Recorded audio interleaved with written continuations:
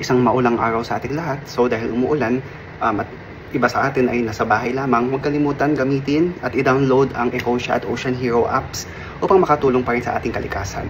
Okay, tapos as much as possible, iwasan natin magpa-deliver ng non-essential items para hindi kawawa sina Kuya at Ate Rider. Anyway, another day, another book haul. So, sa mga nagtatanong din sana bumibili ng ibang books, na-promote ko na ito dati, promote ko ulit to si Pixie Book House. So, ito ang kanyang Facebook, ito ang kanyang Instagram, TikTok, meron din siyang Shopee. Siyempre sa Shopee ako bumibili. So, ito ang kanyang mga accounts, print screen, pause, print screen yun na lang. Okay, so hindi naman all the time bumibili ako ng mga brand new books. May mga books ko sa likod, saka itong pinagpapatungan ng cellphone ko.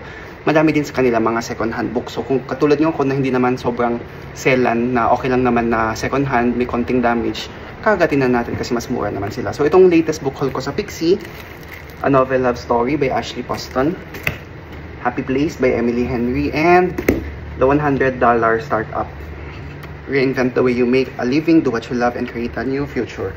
And yan, always silang may bookmark, tapos you deserve a break. Tapos yung wrapper, may message din sila. So ibang, isa-splice ko to doon sa bagong, sa nakasulat sa wrapper. So yun.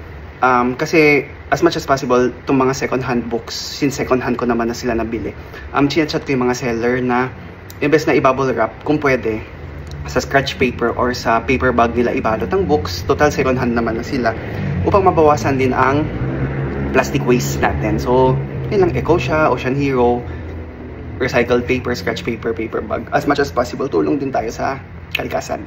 Yun lamang. Support Pixie! Hi Sir Jeremy, nice to see your name again po. As always, thank you for patronizing Pixie Heart. Love your haul po. Sorry, di ko po i-risk yung paper lang and no plastic. Maulan po kasi. Pa-recycle na lang po. Maraming salamat sa responsible reading and love for Mother Nature. Happy reading po lagi. With love, Pixie!